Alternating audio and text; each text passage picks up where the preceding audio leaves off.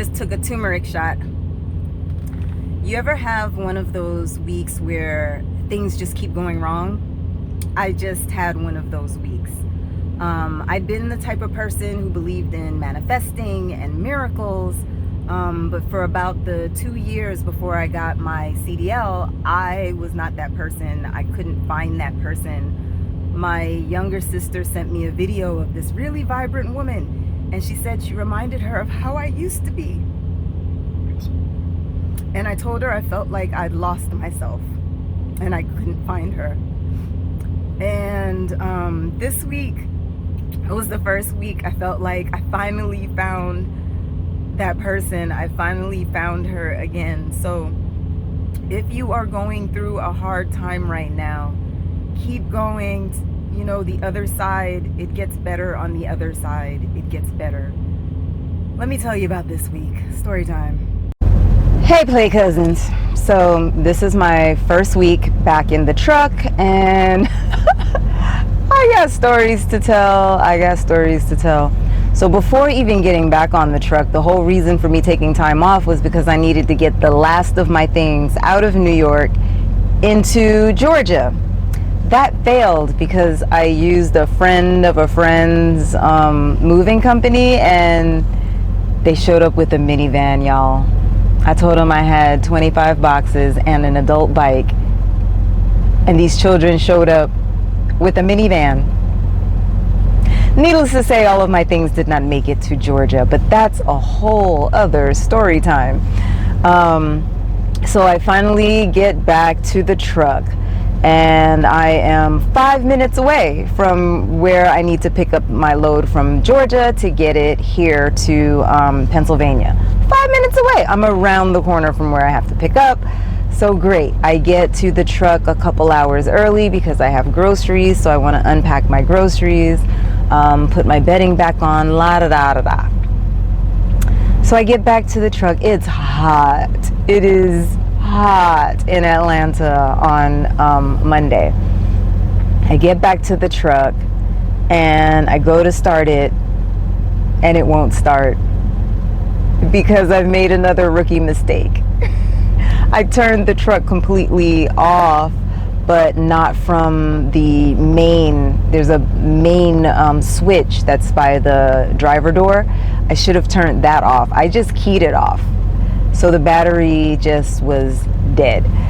But I was staying at Porcoy's truck stop, which I'm going to show a video later on this week about everything they have going on there.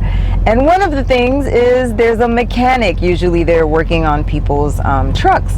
He had just left, but that brother got a call from the owner and turned around and came back and got the truck started. That was angel number one after roller coaster dip number one, right? All right. So we get there. It takes a while to get started because it'd been down for a week. I'd been gone for a week. But we get it started, and I get around the corner to my load. Great. They give me a dock, and I drive down and turn around to look at where the dock is, and they want me to pull in between two trucks, and the truck that would be on my left side is the prettiest Peterbilt truck I've ever seen in my life. It is red, it is chrome, it is shiny, it is clean, it has skirts around the wheels on the tractor. It is beautiful. I am terrified because I don't want to hit this person's truck. That truck is the most pretty truck I've ever seen.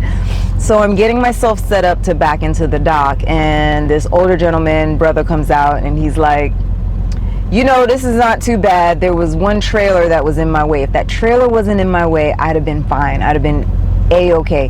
He hops up and he goes, you know, I was a trainer. It's not completely dark out here. We have some light. We can do this. And I'm like, thank you. Because I was sweating from things I didn't even know could sweat, because I don't want to hit this person's truck. I don't want to hit this man's truck. This truck is the prettiest truck ever. So he helps me get set up, and he's teaching me as he's guiding me into the hole to get into the dock. And we start talking. Turns out he has about $500,000 in that truck. He's got about $500,000 in this truck. He's been driving for decades. He started driving when he was 16. He said he had to have his mother talk them into letting him even go to the classes. And he was telling me how back in the day he used to get he just used to get messed with out here because they wasn't really too appreciative when black men started coming into the game. So he used to get a lot of harassment, but he's been out here. He has the most amazing truck I've ever seen. Long nose Peterbilt, pretty truck. So angel number 2. All right, so get in the dock, get loaded. We head off from Atlanta. What happened next? Then so I was going to deliver to a Walmart. Now, Walmarts are notorious for you cannot get there early, and if you're late, they will make you reschedule. They will not take you late. However, they will make you wait hours and hours and hours to get your truck unloaded. So I get to Walmart at 4:30 for a 5 p.m. appointment, because you can't come more than an hour early. They'll send you away. So I got there a half hour early. I had to wait 2.5 hours for a dock. I have to pick up my next load once I leave there. I have until midnight. I had the entire day to pick up this next load, but midnight was the cutoff. I got to Walmart at 4:30 for a 5 p.m. appointment. I didn't leave Walmart until 10 p.m. and I had to stop for fuel because I need to put fuel into my my reefer, the trailer, so that I can, run the refrigeration. I'm on about a quarter tank of gas because I had to run the AC while I was sitting and waiting to be loaded, right? Because it's hot. Anyway, I get out. I'm about 45 minutes away from where I need to pick up the next load, so I make a quick stop into the truck stop, get fuel, and make my way over to where I need to be by midnight. There's all these construction signs. I end up passing by where I need to enter twice because the sign says trucks cannot turn here. But the third time I'm going by there, I see a truck. And I'm like, oh, there's a guard shack.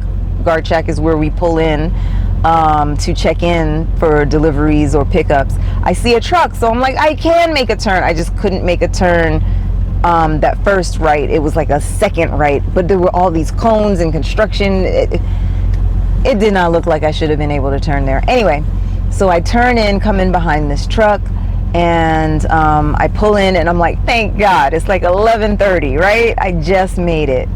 And they're like, hey, we need to look inside your trailer. Fine. I open the trailer, and they go, we can't accept this trailer. You can't accept this trailer. No, this trailer needs to be washed out. It's 11:30 at night. I got to get the trailer washed out. They hand me a list of 3 or 4 places where I could get the trailer washed out. But one of them, the one that's closest, is closed for renovations. The other one, where my company has an account, is an hour's drive away. So I would have to drive an hour away, wait, because there's always a line for the trailer washouts, because it takes a while to wash out a whole trailer, you can imagine, depending on what state it's in. Usually there's, wood from the pallets getting broken up as the forklifts come in and out. There could be dust, debris. Back when I was pulling meat, it would look like I had done true crime, and the trailer needed to be washed out from, the meat bits. So this trailer had some wood from pallets and some dust. So I'm like, okay, can I pull inside of your gate just so that I can call my company and let them know what's going on and blah, blah, blah. I call my company, and they're like, well, guess you just got to drive an hour. We can't tell them, to take the trailer. And I'm like, okay. As I am about to make a U-turn to head out to make my hour drive to the washout, a brother walks up to me, the one that was in the truck that let me know that I could actually turn there. He comes up to me, he goes, hey, I come here all the time. What is your trailer looking like? And I said, I don't know. I just came from a delivery. I recently got a washout, so it can't be that bad. So we opened up the trailer, flashed a flashlight around. He's like, come with me. I know a guy that will clean out your trailer at a truck stop not far from here. So he comes to this place several times a week. So he talks to the guys at the guard shack. He says, hey, I'm going to bring her to my guy over at the truck stop to wash out the trailer. We'll get a receipt. And they're like, okay, fine. So I follow his truck to go to the truck stop where the guy is. You know who the guy is? The guy is me and him. So we clean out this trailer. He's like, do you have a broom? I'm like, yes, I have a broom and I have a leaf blower. He's like, do you have something to hold water? I have maybe like a gallon, a gallon that I keep water in for various and sundry, whatever. He had a huge, like a big container that could use water. So he helped me at midnight when he was on his way home to wash out this trailer so that I didn't have to drive for an hour, wait for a washout, then drive another hour to then drop off the trailer to be able to pick up my load to get it here to Pennsylvania. What's that? Angel number 3? I think that's angel number 3. So yeah, he knew a guy. And the guy was him and I. All right, so we got that done. I get there, I'm able to drop off the trailer. I have to keep one door open. So I'm trying to find a parking spot for this trailer that's easy for me to get into, because I can drive this thing forward, but backing it up, it's nighttime, it's dark, there's trailers everywhere. I see a spot that I think I can make. It's kind of straight, just with a slight angle. So I'm setting myself up to go into there, and dun da da da, here comes another angel. It's a yard jockey. The guys that move the trailers around the yards back and forth all day. They have these little boxes, like they're shorter than a trailer, there's windows all around, and they just move trailers all over the place. So he rolls up out of nowhere and he goes, I'm gonna make this easy for you. And I'm like, oh, tell me more. Say more about this ease. I'm all about ease. I'm embracing ease in my life these days. So he goes, there's a spot right there on the end. All you have to do is pull forward straight here and then back into that spot. I hadn't seen that spot. Actually, I didn't even know that I was allowed to park there, because it wasn't the section that they had pointed out on the piece of paper at the guard shack. Anyhow, so I pull forward to back into the spot, but I have one door open. So the trailer that's on one side is just, the edge. The other side is a trailer, and that's where my open door is, and so I don't have a whole lot of wiggle room. But he stands there, and I'm like, can you watch the side with my open door? So he watches that side. I can look at this other side. I still get out myself because I got trust issues, and at the end of the day, it would be on me if I hit this trailer with my door. So slowly, I go back, I get it in part of the way, and he goes, that's good enough, I'll fix it for you, that's good enough. And I'm like, okay, thank you. I've lost count of angels. I don't remember what angel number this is. So maybe that was angel number 5. I don't know, I've literally lost count. So now I have to go to a different section in the yard to get the loaded trailer that I'm picking up to bring where I am this evening. So I see it, it's on the end, beautiful. But I kind of got to go into a section that says nobody but their employees can go into this section. But I just kind of need to angle myself there so that I can get back into the trailer, and I'm looking around like, is somebody going to come and yell at me? And he happens to come back around. He goes, yeah, don't worry about that sign, because that's the only way you're going to get in there. So just turn there, get it, and you'll be good. Beautiful. He's angel 5.5 and 5.8. I don't know. I've lost count. So I get into under the trailer, I hook it up, do all the pre-trips, everything I need to do so that I can take off. But now I need to move my tandems because I can tell that this is kind of heavy from when I had to lift up the landing gear. And so I'm trying to adjust my wheels so that my weight is distributed in a legal way. So I'm moving my trailer back and forth, and I'm looking at my air gauges, my air gauge inside of the truck, because that usually gives me an indication of where I need the wheels to be. I know when I should be okay. I'm gonna go straight to a scale after this, but I try to set it up before I leave so that when I get to the scale, hopefully I've done everything correctly, right? So I'm going back and forth, trying to get the air gauge to be where I want it to be. Another truck comes in, and he actually he's angling towards the original spot that I was going to drop the trailer in, and he sees me, and he gets out of his truck. He comes over, older Jamaican guy. He's like, "You need help?" And I said, go park your trailer, go drop your trailer. I might be okay by the time you come over here, but if not, then yeah, I'll take your help. So what's that, angel number 6? So he he parks his trailer, disconnects, comes over, and watches as I slide my tandems to make sure that I lock into the hole that I was trying to get them put in. So we have a little chit chat, and I'm like, Jamaica? He's like, yeah. I'm like, Barbados? He's like, yeah, man. I try to be helpful. I said, thank you so much. Thank you so much. So I'm finally able to get on my way. I don't even know what time in the morning it is at this point. I had intentions of driving until 6 or 7 in the morning so that I could kind of run out my clock and get closer to where I needed to go. But after all that rigmarole, my eyes started getting heavy, and what I'm not going to do is drive 80,000 pounds of equipment when my eyes are getting heavy. So I found some place to park. And the later it gets, you all know I'm always talking about how hard parking is the later it gets, right? So now this is like, I don't even remember. It had to be about 3 or 4 in the morning. So if I was getting to the truck stop, let's say 7, 8 o'clock in the morning, that'd be good because people would be heading out. But like 4 or 5 in the morning, people are kind of still sleep. It's full.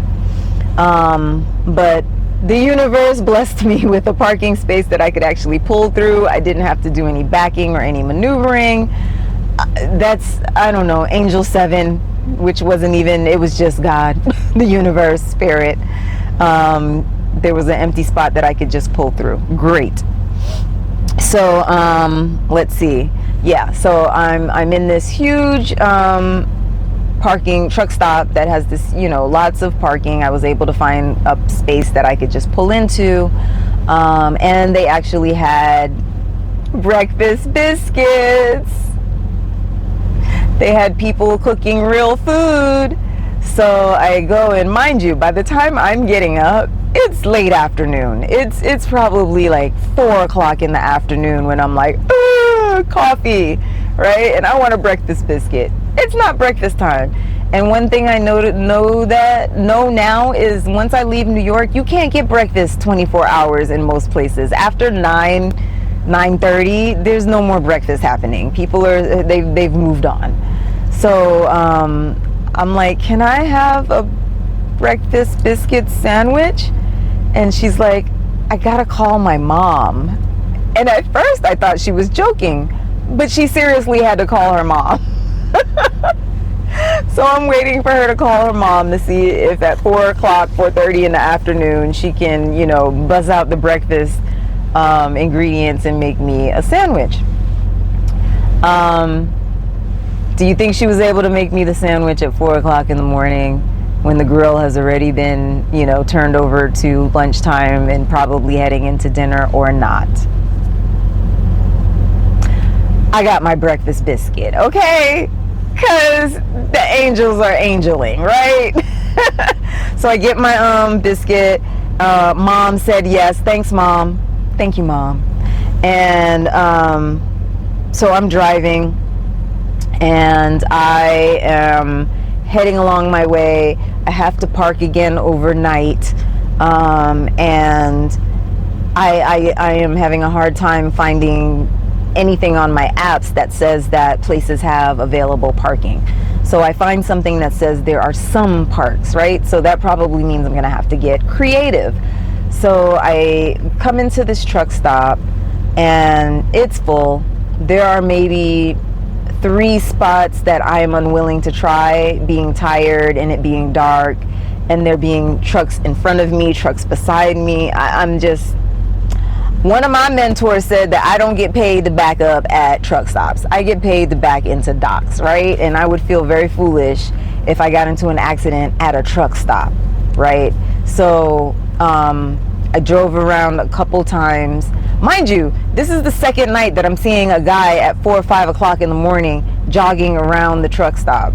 And I wanted to ask him if he was the same guy that I saw the night before. But I'm leaving that man alone because he's getting it in, okay? He is jogging around and around the truck stop. It's again like 4 or 5 o'clock in the morning. And I saw a guy the night before when I had just stopped to get some fuel and look at my apps to try to figure out where to park because I was getting sleepy. There was a guy jogging around the parking lot, and I wonder if it was that same guy. Anyhow, I digress. So I see what I think is a spot and I try to pull in, but I just can't angle myself enough to be out of the way. So if somebody had to turn around that corner, it wasn't a good place for me to go. So I drive around again and I see an end spot that I can make work. Thank you, Jesus. So I park there and I'm thinking maybe somebody will wake me up if I'm in their way. I'm not in their way. I am able to sleep the whole night. I wake up and now I have 5 hours. Yes, 5 hours to get to this spot, which would get me, the appointment is at 6. So 5 hours would get me there at 5, right? I usually try to aim to be at my appointments an hour early to a half hour early. So I have exactly 5 hours, 6 hours to be on time, 5 hours to be an hour early. So I'm driving. I hear people in the truck stop talking about how traffic is backed up for miles and miles and miles. And I'm like, oh no, I'm so close on time. So I head out to the highway, bracing myself. And as it turns out, the traffic that is blocked up for miles and miles and miles and miles is not in the direction that I'm going, y'all. Play cousins. It is not in the direction that I am going. And it is for miles and miles and miles and miles. Like, I don't know what happened. What the, I don't know if it was an accident. I don't know, but it was a parking lot. So I'm driving, feeling all luckalicious, right? Like I've had this whole roller coaster of ups and downs, but angels show up and pull the roller coaster up. So I am driving along, and then all of a sudden I start seeing trucks flashing their blinkers in front of me. And that's usually a sign that we're gonna have to stop unexpectedly. And sure enough, there was traffic, and I'm like, oh no. Now I'm watching my 1 hour window close in on me, right? And I'm looking at my arrival time, and I go from getting there at like 5 for my 6 o'clock to getting there at like 5:30 for my 6 o'clock. Still okay, right? We're still okay. That's fine. We're still gonna be early for the appointment. So I'm driving along, and I am driving. You understand me? I am passing people when I need to pass people. I am going around the corners. I am driving Harriet Tubman II. We are getting to this place, right? We're making progress. We're getting there. And then I hit another set of traffic. I'm like, oh no. We were doing so well. So now it has me arriving at like 4 minutes before 6. All right, it's fine. We're still not gonna be late, but now this is tight. So I'm driving. Traffic clears up. I actually start picking up a few minutes. I pick up a few minutes. I'm riding those downhills as much as I can to get a little push, and I come into the place where I need to deliver at 6 o'clock at 5:55 p.m. All right, we made it. Another truck comes in next to me, and he's driving a blue, I think he's also in a Peterbilt. So we chit chat a little bit when we're checking into the office, and he has been to this place before, so he's telling me I'm gonna have to drop my trailer and then I'll bobtail, aka just drive with the tractor to a section where they'll have us park.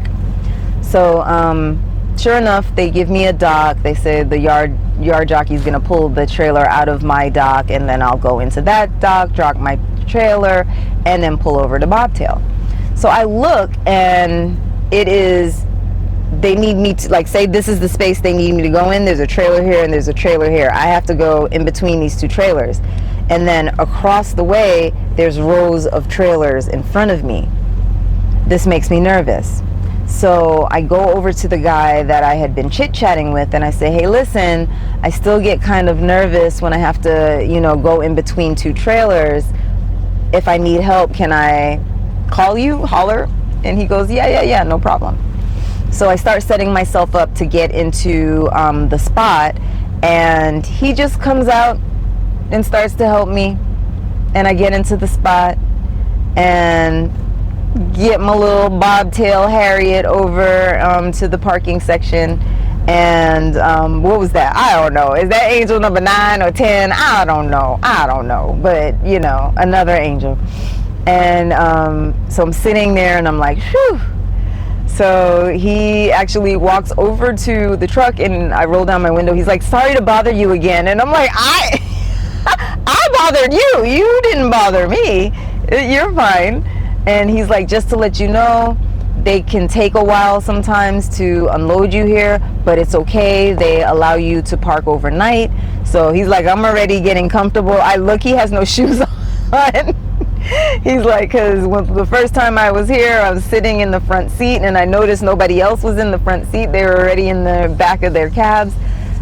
So, get comfortable. I'm like, all right, fair enough. So I get comfortable. I come into the back, I make myself some dinner, and maybe I'll pop a picture in. I had my chef friend made a Chipotle chicken salad, homemade, with like bacon that he made with his chef toys mixed in. I put it on some mini naan bread with some chopped up tomatoes and on a bed of arugula. And have my little drink, whatever. So I'm settling in. I'm not expecting them to call me for hours and hours and hours. And lo and behold, they actually do call me and say I'm all unloaded and I'm free to go. So I'm like, okay, well, sure. So I start looking in my app to try to find parking. Every place is full. I'm on the East Coast. I'm in Pennsylvania. Everything is full. It's about 9 o'clock at this point, so everything is full. When you're in places that don't have truck parking, you need to be in the truck stop by like 3-4 o'clock. 5 o'clock is pushing it. 3-4 o'clock, maybe you have until 5-6 o'clock to get a spot. After that, it's full. Trucker shortage, right? Anyway, so I call them back and I say, hey, because I want to make sure for myself, is it okay if I park overnight here? Because all of the truck stops at this point are full. And he goes, yeah, anytime you're delivering here or you're picking up here, you can stay overnight. Thank you. I don't know. We just gonna call that angel number 10. I don't know if it was 11. We just gonna say it was angel number 10 because I like the way that sounds, right? So that was my first week back in Harriet Tubman II, the truck. So this is why, I'm going to be taking a class next week. And one of the things that the person was saying to me was like, oh, you can talk about how women can get into trucking or how people can get into trucking. And I'm like, yeah, I could. But I just don't think that trucking is for everyone. So it's not something where I'm like, you too can be a trucker. You could. if you want, I feel like it's a great way if someone needs a start over, a new career. I've met so many people who this is a second or third career. I've met so many nurses that got burnt out during C-19 and everything that became truck drivers. I've met former teachers. I've met people who are older and just couldn't get jobs in their fields because of ageism, who started driving trucks. Former military, former felons, former cops. There are so many people that trucking gives, a new career, a start over. And so it is great for so many people. I love it. I don't know that everyone would love it though, but I love it. I am enjoying this whole ride. It is not boring. It's like being a solo traveler and working at the same time, like traveling for work, right? But not really traveling, because every day I don't get to see the places that I'm going to, besides their highways and whatever beautiful nature views I'm gonna see from the road, from my big old windshield. So I don't always get to, but sometimes I do. And one of my favorite things to do as a solo traveler is to sit and talk to strangers, right? Like, I love having random conversations with strangers because everybody's life is so different and so fascinating. And I think that that is what makes life exciting, because the world would be boring if we all got along. Even though if you look at social media, everybody seems to think that everybody needs to believe things and do things the way they do too, or you're wrong. And that is just insanity to me, right? Like, we all are coming from different places with different stories and different experiences. We're not gonna all see things the same way. It's just not gonna happen, and that's okay. So, yeah, that was my first week back, Play Cousins. So let me know how your week was. Tell me in the comments, what was this week like for you? Were there any challenges that you had to overcome? What were they, and how did you overcome them? And did you allow your attitude to affect, like, did these challenges affect your attitude? Every single time that something happened, I swear my brain was just like blank. I just was like, okay, this is what we have to deal with. This is what we're dealing with. This is what we're doing. And I didn't feel upset or I didn't feel anything. I was just like, okay, this is the next thing that we have to deal with. And then an angel comes along, and all goes well. So I'm gonna try to keep this energy going, because every day there's a new challenge in trucking. Every day there is something that I didn't ever think that I would have to figure out, right? So I'm going to try to keep that even. My lows are highs, my highs are low, even keel kind of vibe, and see how we can rock with that. Next, we are heading to Florida, so let's vlog that trip. Keep up, like, share, subscribe.